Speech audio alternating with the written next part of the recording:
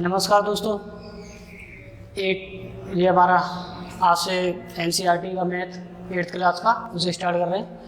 तो इसमें पहला अध्याय है परवीय संख्याएं। पहला अध्याय है परवीय संख्याएं। तो हम चैप्टर चालू करने से पहले इन संख्याओं के बारे में सीखेंगे। ये संख्या क्या होती है, क्या पढ़ेंगे पहले हम संख्याओं के बारे में।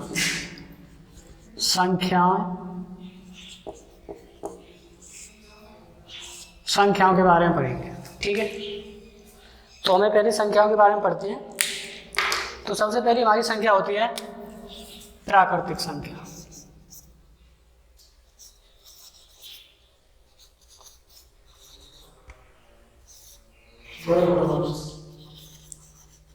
प्राकृतिक संख्या,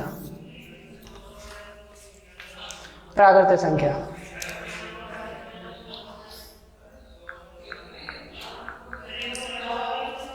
प्राकृतिक संख्या। अब प्राकृतिक संख्या क्या होती है? वह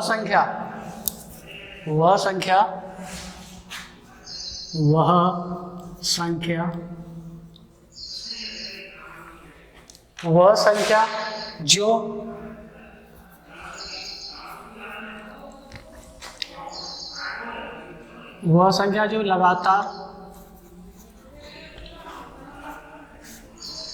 लगातार एक से शुरू होकर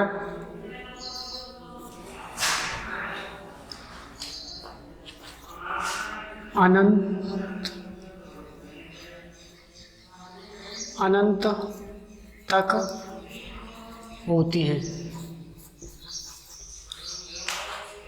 प्राकृतिक संख्या वह संख्या है जो लगातार एक से शुरू होकर अनंत तक होती है। जैसे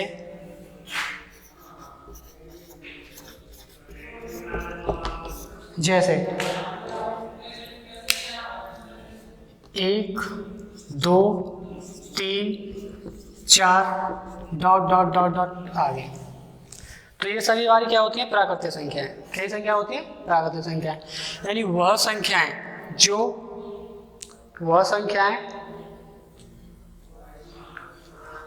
संख्याएं जो लगातार एक से शुरू होकर अनंत तक होती हैं। जैसे 1, 2, 3, 4 वह प्राकृतिक संख्या होती है।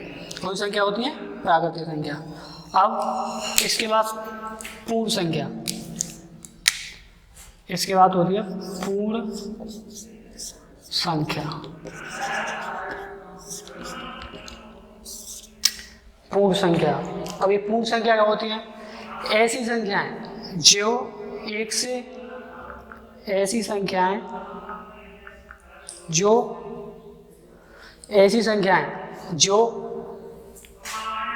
से पहले 0 से स्टार्ट हो, वह पूर्ण संख्या होती है। 1 से पहले 0 से स्टार्ट हो।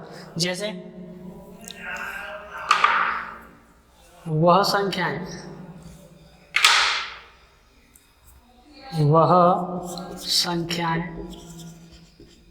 जो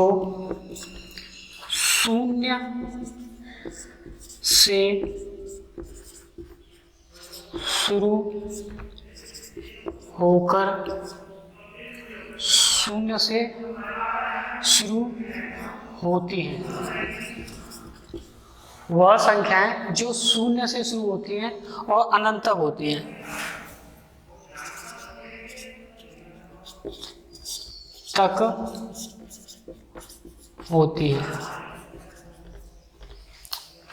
वह संख्याएं जो 0 से शुरू होती हैं और अनंत तक होती हैं, उन्हें हम पूर्ण संख्या कहते हैं। क्या संख्या कहते हैं? पूर्ण संख्या।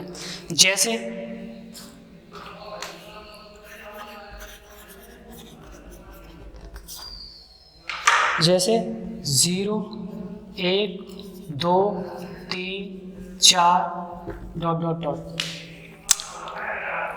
इनमें डिफरेंस क्या है? जैसे हमने पहली पढ़ी प्राकृतिक संख्याएं, यानी वह संख्याएं जो लगातार एक से शुरू होकर अनंत तक होती हैं।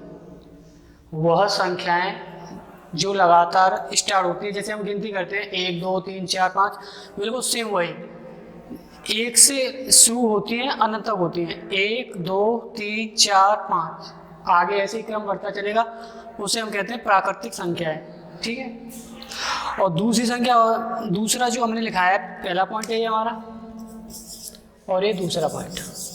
दूसरा लिखा है हमने पूर्ण संख्या। क्या लिखा है? पूर्ण संख्या। अब ये पूर्ण संख्या क्या होती है?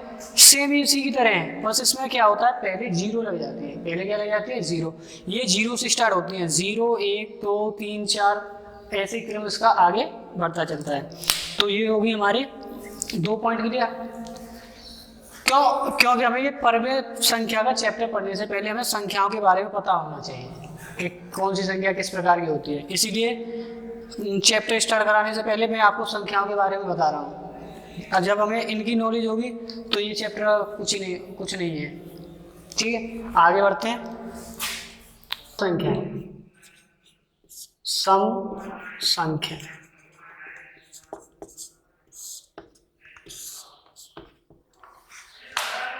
अब सम संख्या क्या होती है? सम संख्या वह संख्या होती है जिसमें 2 का भाग पूरा पूरा चला जाता है। वह संख्याएं जिनमें 2 का भाग पूरा पूरा चला जाता है, यानी ऐसी संख्याएं जिनमें 2 का डिवाइड पूरा पूरा चला जाए, भाग पूरा पूरा चला जाए, ऐसी संख्याएं। तो देखें, वह संख्याएं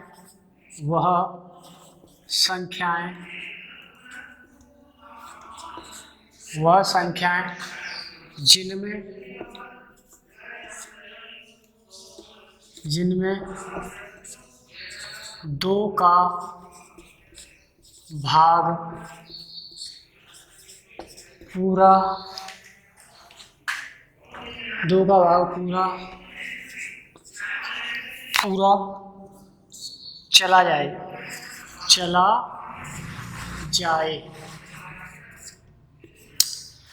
वह संख्याएं जिनमें 2 का भाग पूरा पूरा चला जाए उसे हम सम संख्या कहते हैं। कैसी संख्या कहते हैं? सम संख्या। वह संख्याएं जिनमें 2 का भाग पूरा पूरा चला जाए उन्हें हम सम संख्या कहते हैं। जैसे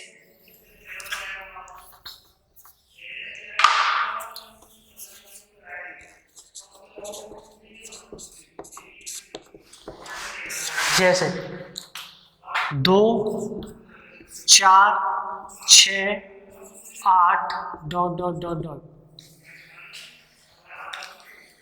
ऐसी संख्याएं या वह संख्याएं जिनमें 2 का भाग पूरा पूरा चला जाए उन्हें हम सम संख्या कहते हैं।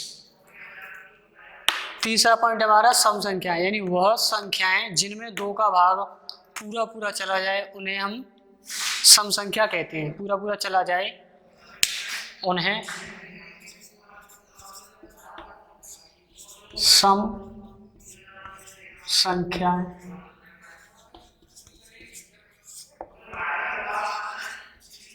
कहते हैं। ऐसी संख्याएं जिनमें 2 का भाग पूरा पूरा चला जाए उन्हें हम सम संख्या कहते हैं। जैसे 2 4 6 8, यानी इस 2 में अगर 2 का भाग देंगे तो पूरा पूरा चला जाएगा, शेषफल क्या आएगा? 0। ऐसे ही इस 4 में अगर हम 2 का डिवाइड देंगे तो पूरा पूरा चला जाएगा, शेषफल क्या आएगा? 0। ऐसे हम इस 6 को लेंगे, अगर इसमें 2 का डिवाइड देंगे तो पूरा पूरा चला जाएगा और शेषफल क्या बचेगा? 0। 0 शेषफल, 0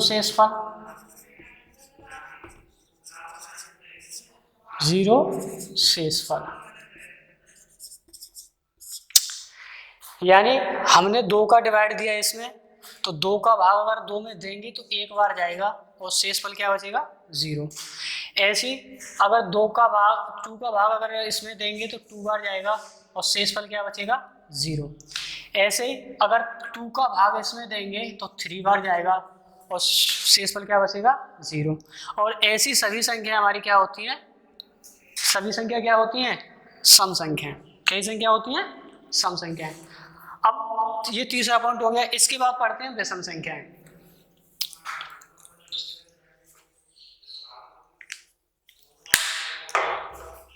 आगे विषम संख्या को देखते हैं। तो विषम संख्या क्या होती है? चौथा पॉइंट,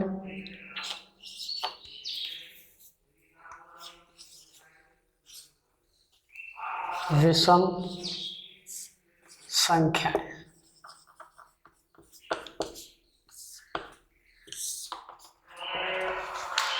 विषम संख्याएं वह संख्याएं जिनमें दो का भाग पूरा पूरा नहीं जाए, यानी ऐसी संख्याएं जिनमें दो का भाग पूरा पूरा न जाए उन्हें हम विषम संख्या कहते हैं। जैसे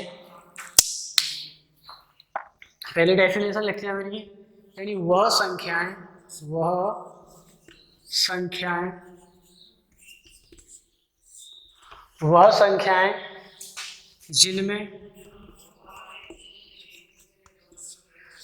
जिनमें दो का भाग पूरा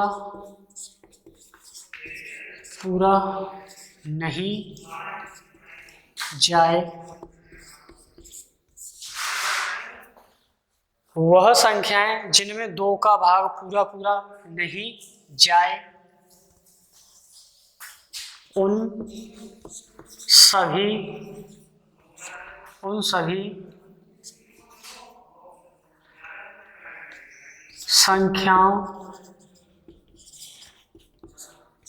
संख्याओं को विषम संख्या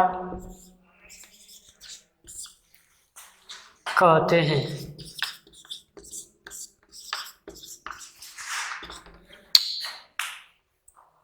विषम संख्या वह संख्याएं जिनमें दो का भाग पूरा पूरा नहीं जाए उन सभी संख्याओं को विषम संख्या कहते हैं।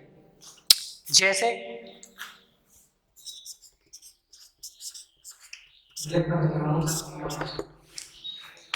चल रही ना है।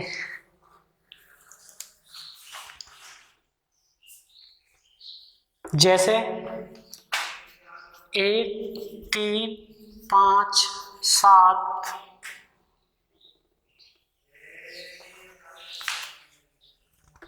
Dot dot dot.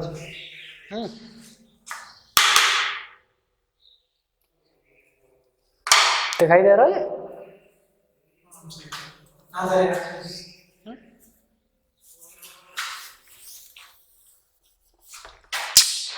जैसे 1 3 5 7 डॉट डॉट डॉट, यानी वह संख्याएं जिनमें दो का भाग पूरा पूरा नहीं जाए उन्हें हम विषम संख्या कहते हैं। जैसे अगर हम इस 1 में 2 का डिवाइड देंगे तो ये नहीं जाएगा। 3 में अगर 2 का भाग देंगे,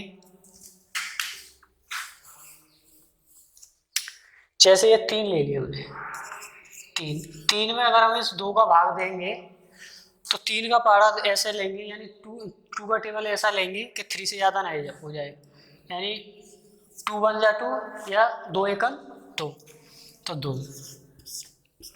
अब 3 में से अगर 2 घटाएंगे तो कितना बचेगा? 1। इसका मतलब यहाँ क्या बच गया? शेष। क्या बच गया? शेष। अब शेष बच गया 1। इसका मतलब ये कैसी संख्या है? विषम संख्या है। क्यों? क्योंकि मैंने लिखा है वह संख्याएं जिनमें 2 का भाग पूरा पूरा नहीं जाए। वह संख्याएं जिनमें 2 का भाग पूरा पूरा नहीं जाए तो वो संख्या क्या होंगी? विषम संख्या। कई संख्या होंगी वो? विषम संख्या।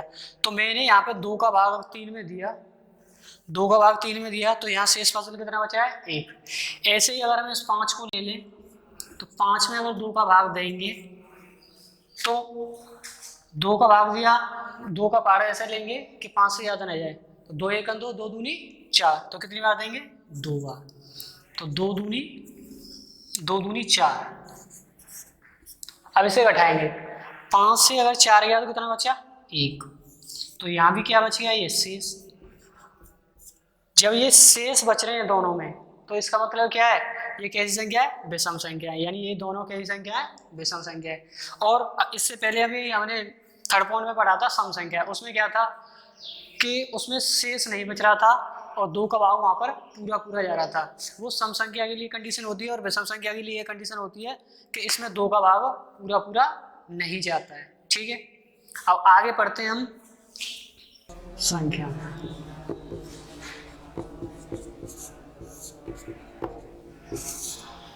अब ये परिमेय संख्या क्या होती है?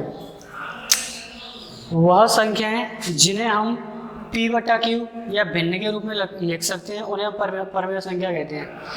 वह संख्याएं जिन्हें हम p बटा क्यू या भिन्न के रूप में लिख सकते हैं, उन्हें हम परिमेय संख्या कहते हैं।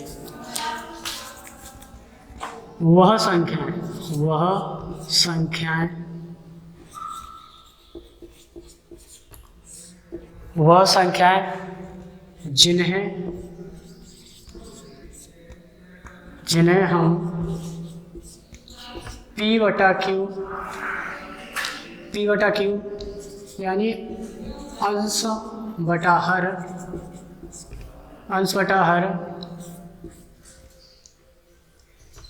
के रूप में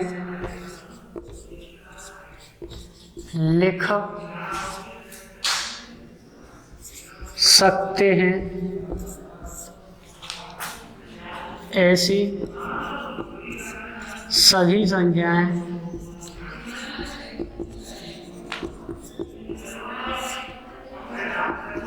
परिमेय संख्या कहलाती है।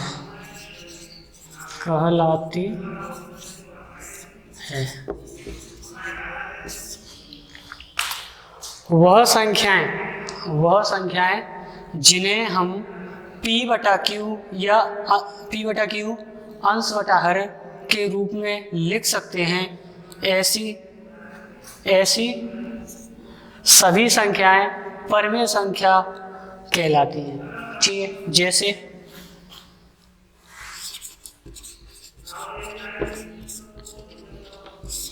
जैसे 2/3,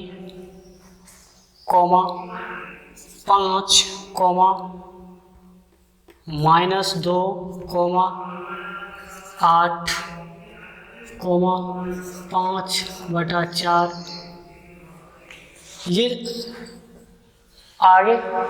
ये सारी संख्याएं परिमेय संख्याएं हैं। यानी मैंने क्या बताया? परिमेय संख्या की डेफिनेशन वह संख्याएं जिन्हें हम p बटा क्यू अंश बटा हर के रूप में लिख सकते हैं। इस p बटा क्यू का मतलब होता है अंश बटा हर। यानी ये जो ऊपरला p है इसे हम कहते हैं अंश, ये होता है हमारा अंश, और ये जो q है इसे हम बोलते हैं हर। तो इसे हम लिख देते हैं अंश बटा हर। और अंश बटा हर को क्या कहते हैं हम? अंश बटा हर को कहते हैं हम भिन्न। क्या बोलते हैं इसे हम? भिन्न। ठीक है, इसे हम भिन्न बोलते हैं। यानी ऐसी संख्याएं जिन्हें हम भिन्न के रूप में लिख सकते हैं, उन्हें हम परिमेय संख्याएं कहते हैं। जैसे 2/3, तो ये तो ऑलरेडी भिन्न है ही है, तो ये तो परिमेय संख्या है। इसमें ये 2 अंश है और ये 3 हर है। अब ये खाली 5, इसमें तुम्हें हर दिख नहीं रहा है, अंश दिख नहीं रहा है, तो हम क्या करेंगे? ये जो 5 है हमारा, इस 5 के बटे में हम 1 मान लेंगे।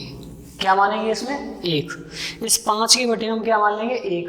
तो इससे ये हमारा जो 5 है ये p हो गया, और ये 1 है ये हो गया q।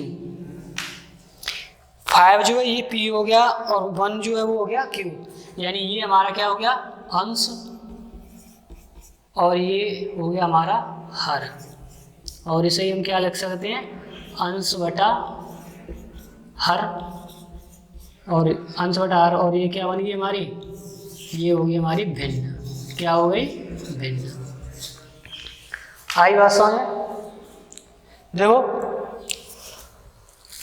मैंने दोबारा से मैंने क्या बताया? वह संख्याएं जिन्हें हम p बटा क्यू या अंश बटा हर के रूप में लिख सकते हैं, ऐसी सभी संख्याओं को हम परिमेय संख्या कहते हैं, यह परिमेय संख्या कहलाती है। जैसे 2/3, 5, -2, 8, 5/4 एक्स्ट्रा अन्य। और अब ये 2/3, ये 2/3 है, ये तो ऑलरेडी भिन्न है ही है, क्योंकि इसमें जो 2 है वो अंश है और 3 है वो हर है। या हम इसे p भी बोल सकते हैं और इसे हम q भी बोल सकते हैं।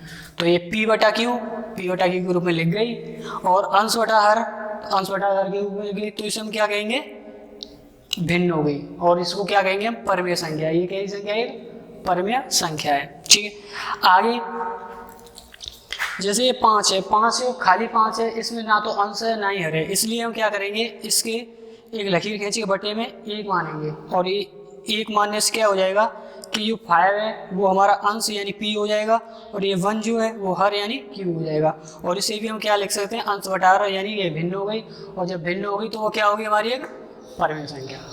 ओके, अब आगे हम एक्सरसाइज चालू करते हैं, और इस एक्सरसाइज के कुछ उदाहरण के माध्यम से सवालों को समझने की कोशिश करते हैं। ये अध्याय पहला, और पहले अध्याय का उदाहरण नंबर पहले के माध्यम से हम इस एक्सरसाइज के क्वेश्चनों को समझने की कोशिश करेंगे, और उन्हें करेंगे कैसे करते हैं, समझने की कोशिश करते हैं। चलो देखिए, ये हमारा उदाहरण नंबर पहला है। क्वेश्चन है हमारे पास 3/7 यानी 3/7 प्लस -6/11 प्लस -8/21 प्लस 5/22। अब ये क्वेश्चन है। अब तुम्हें पता है ये 3/7 -6/11 8/21 और 5/22, ये अभी बताया था मैं, ये सारी क्या है, परमेय संख्या है। तो इनको हमें क्या करना है, ये प्लस चिन्ह लगा हुआ है तो इन्हें क्या करना है, जोड़ना है। तो हम इन्हें जोड़ने के लिए सबसे पहले क्या करेंगे, देखो 3/7, अब ये प्लस चिन्ह है, यहाँ पे ये प्लस है। अगर हम अगर इस कोष्टक को हटाएंगे तो ये जो प्लस है वो क्या हो जाएगा, हमारा माइनस हो जाएगा। क्या हो जाएगा, माइनस। यानी अगर मैं इस कोष्टक को हटाऊंगा तो ये माइनस चिन्ह जो है, इस जो प्लस चिन्ह को ये क्या कर देगा, माइनस कर देगा। अब आगे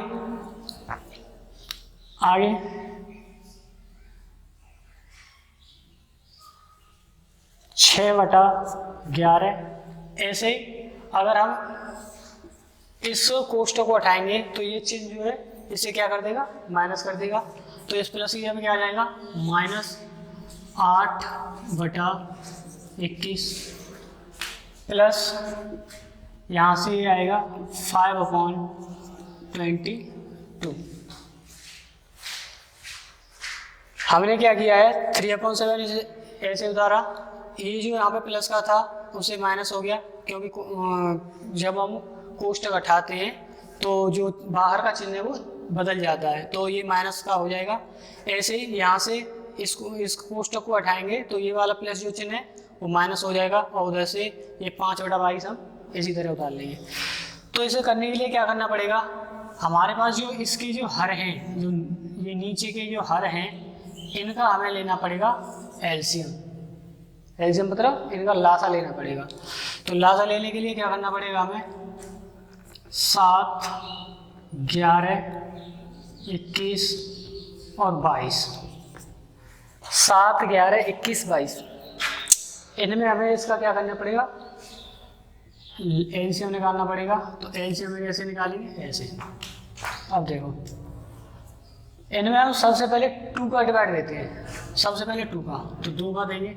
इस 7 में तो 2 का जा नहीं रहा है, 11 में 2 का जाएगा ही नहीं, और 2 का अगर 21 में देंगे तो भी नहीं जाएगा। क्यों, क्योंकि 7, 11, 21 कई संख्याएं ये अभाज्य संख्या है, और विषम संख्या है, और विषम संख्या में 2 का भाग नहीं जाता है।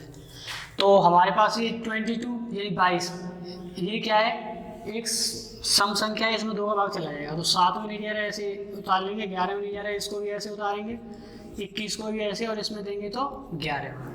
ठीक है, अब आगे 2 के, अब देखो इसमें 2 का कहीं जा रहा है, अब आगे इसमें 2 का भाग नहीं जाएगा, तो हमें क्या करना पड़ेगा, 3 से देना पड़ेगा। 3 से देंगे हम, तो 7 में 3 का जा नहीं रहा है, 11 में जा नहीं रहा है, 3 का अगर 21 में देंगे तो 7 बार जाएगा। कितनी बार जाएगा, 7 बार। 11 में जा नहीं रहा है, तो ये अब आगे देखो, अगर आगे हम इसमें 3 का देंगे तो जाएगा नहीं, तो हमें कितने का देना पड़ेगा, 3 के बाद हमें 4 का देना पड़ेगा। जाहिर सी बात है, 4 का देना पड़ेगा, 4 के बाद हमें 5 का देना पड़ेगा, ऐसे आगे ऐसे हमें कंटिन्यू करना पड़ेगा। लेकिन हमें पता है जब और 2 का जा ही नहीं रहा है, तो इसका मतलब इसमें 4 का भी नहीं जाएगा। तो अब 3 का भी यहाँ बंद हो गया जाना, तो किससे देना पड़ेगा, 5 से। लेकिन 5 से भी नहीं जाएगा, क्योंकि 5 से यहाँ पे ऐसी कोई संख्या नहीं जो कटे, तो 5 के बाद 6 से देना पड़ेगा। तो 6 से भी नहीं जाएगा, तो फिर कितने देंगे 7 से। अब देखो 7 से अगर 7 का इसमें डिवाइड देंगे तो 1 बार जाएगा, इसमें तो 11 में जा ही नहीं रहा है, फिर इसमें देंगे तो 1 बार जाएगा और इसमें नहीं जाएगा, 11 में यहीं उतारेंगे। अब इसमें देंगे कितने का 11 का देंगे तो 1 तो ये होते, इसमें देंगे तो 1 1 1। अब इनका हमें क्या करना है, एलसीएम करना है।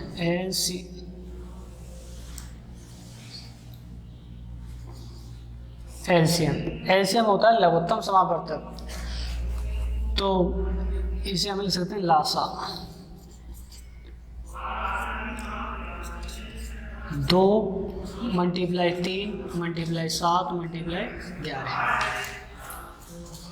तो इनका मल्टीप्लाई करो 2 तिया 6, और 6 का मल्टीप्लाई अगर 7 से करेंगे तो 42 इंटू 11, यानी मैंने इन तीनों को गुणा किया, 2 तिया 6 6 7 42 और इंटू 11।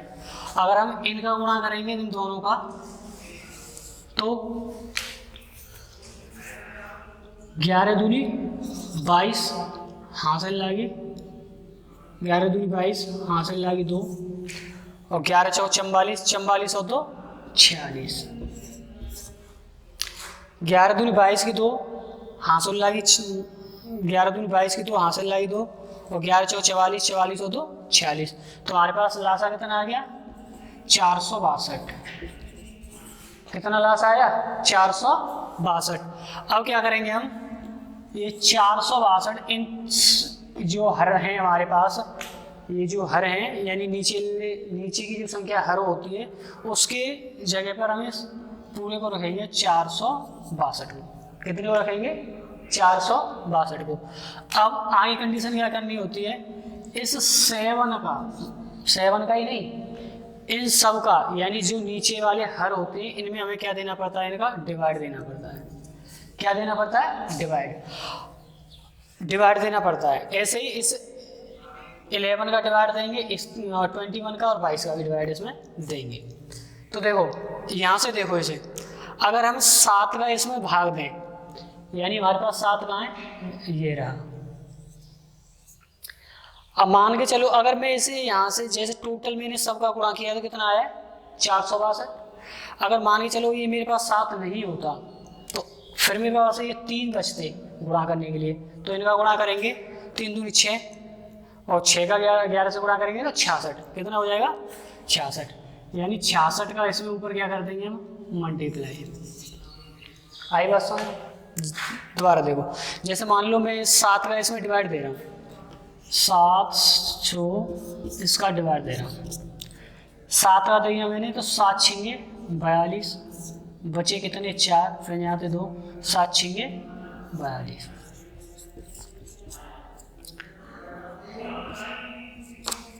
आई बात समझ, किया क्या मैंने इसमें इसका भाग दिया है, ऐसे ही मैंने यहाँ पे ये डायरेक्ट दे दिया, हमें इसने करने की जरूरत नहीं थी। क्यों, क्योंकि हमने ये कर रखा है ऑलरेडी, तो हम यहीं से निकाल सकते हैं कितनी बार जा रहा है। यानी मैंने इन चारों का गुणा किया था, चारों गुणा करने के बाद मेरे पास 462 आया था। तो मान लो अब हमें क्या देना, पहला 7 से डिवाइड देना है। तो मान लो हमारे पास ये 7 नहीं था, यानी मैं इसका इसमें भाग जब गुणा ही नहीं करूँगा तो वो संख्या एक्स्ट्रा होगी नहीं मेरे पास, तो इसको दबा लो, ये दबा लिया हमने। अब हमारे पास ये 3 संख्या बची, इन तीनों का मल्टीप्लाई कर दो, 3 दूनी 6 और 6 को 11 ऐसे गुणा करेंगे तो 66।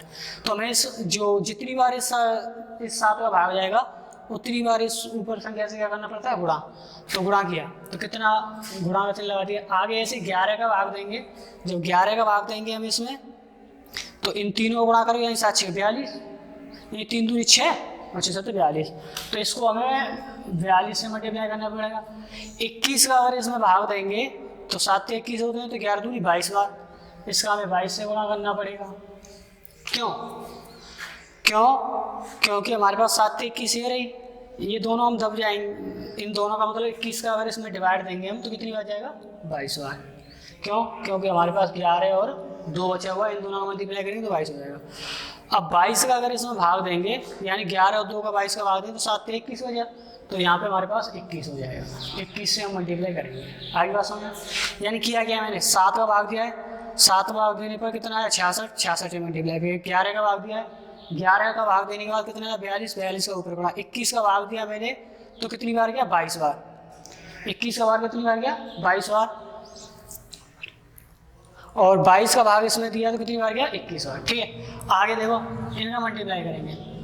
इनका क्या करेंगे? इसमें मल्टीप्लाई 3 का गुणा करेंगे। 3 छिक्के 18 की 8 हासिल लागी 1, 3 छिक्के 18 19 माइनस 6 दूनी 12 की 2 हासिल 1, 6 दूनी 12 की 2 हासिल 1, 6 24 और 1 25 माइनस 8 दूनी 16 की 6 हासिल लागी 8 दूनी 16 17 प्लस 5 1 5 5 दूनी 10। इनका गुणा करना है। 3 छिक्के 18 8 हासिल लागी 3 6 18 19 माइनस 6 दूनी 12 की 2 हासिल लागी 1, 6 24 और 1 25, 8 दूनी 16 की 6 हासिल लागी 1, 8 दूनी 16 17 और 5 1 5 दूनी 10। ठीक है, अब देखो हमारे पास ये दो संख्या है, ये दो संख्या हमारे पास माइनस की है और ये दो संख्या क्या है? प्लस की है। तो हमें करना क्या है? माइनस माइनस की जोड़नी है और प्लस प्लस की जोड़नी है। माइनस माइनस की जोड़नी है और प्लस प्लस की जोड़नी है। तो यहाँ से हम ऐसा ही करेंगे, इसे जोड़ो 8 और 5 13 की 3 हासिल लगी 1, 9 और 1 हासिल 10 की 0 हासिल लगी 1 और 1 हासिल का 2, यानी 8 और 5 13 की 3 हासिल लगी 1, 9 और 1 10 की 0 हासिल लगी 1 और 1 और 1 2।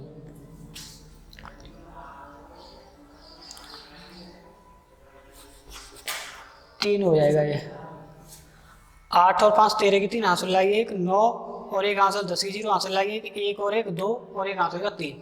अब माइनस, अब देखो माइनस माइनस की जब सम संख्याओं को जोड़ते हैं तो क्या आता है? चिन्ह माइनस का आता है, लेकिन संख्या जोड़ती हैं तो 6 का गुणा वो 6 और इसको जोड़ेंगे 6 और 2 8, 7 और 5 12 की 2 हासिल लगी 1, 2 और 1 3 और 1 हासिल का 4, यानी 6 और 2 8, 7 और 5 12 की 2 हासिल लगी 1, 2 और 1 3 और 1 हासिल का 4। आगे बात समझ। अब बटे आगे देखो ये कितना हमारे पास? 462। अब क्या करना है? अब हमें जो हमारे पास बड़ी संख्या है, कौन सी बड़ी संख्या है? ये, इसमें से इसको माइनस करना है। क्यों? क्योंकि इन दोनों संख्याओं के बीच में क्या लगा हुआ है? माइनस।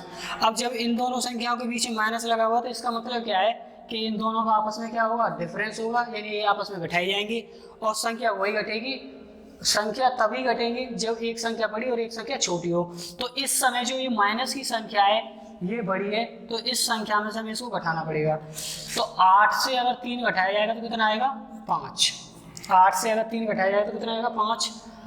अब 2 से 0 घटाएंगे तो 2 ही आएगा और 4 से 3 घटाएंगे तो 1 आएगा और माइनस का 125 और बटे में कितना आ जाएगा? 462। यही क्या होगा हमारा आंसर। एक बार दोबारा देखो, 8 से 3 गया तो 5 बचा और 2 से 0 गया तो 0 बचे और 4 से 3 गया तो 1 बचा। इतना अपना क्या हो गया? आंसर। अगर ये यहाँ पे कट रहे होते तो हम इनको काटते, ठीक है, ये कट नहीं रहे हैं तो इसलिए नहीं काटते। तो ये हमने क्वेश्चन किया। अब एक विधि और ऐसे करने की जो मैं आपको अभी बता रहा हूँ, ये प्रोग्रेस। फिलहाल इसको करने के लिए क्या करना पड़ेगा? सबसे पहले लासा निकालना पड़ेगा। लासा निकालने के बाद इनका एलसीएम ले लिया। अब इसे हम क्रम, विनिमेयता और साचर के उपयोग से करेंगे। तो इसमें क्या है कि ये पहला पद है हमारा, ये होता है a प्लस ये दूसरा पद है ये होता है हमारा b प्लस ये तीसरा पद है ये c और चौथा पद है ये d।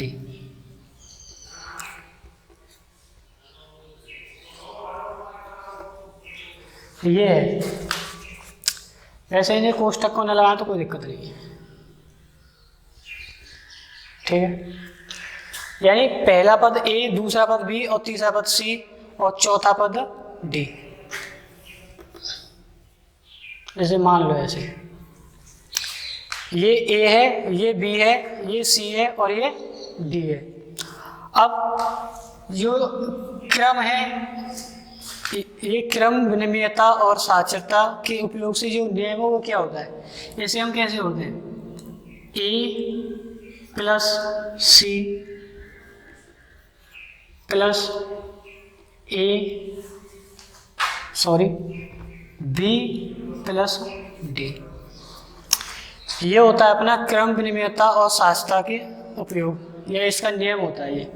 तो हमने क्या बताया, हमारे पास ए कौन सा है, ए हमारे पास ये है 3/7। तो ए की जगह पे हम क्या लिखेंगे 3/7 प्लस सी अपने पास कौन सा है, सी अपने पास है -8/21, यानी माइनस के 8/21 -8/21 प्लस बी अपने पास कितना है -6/11, ये है बी -6/11 और प्लस डी अपने पास कितना है, डी है 5/22, यानी 5/22।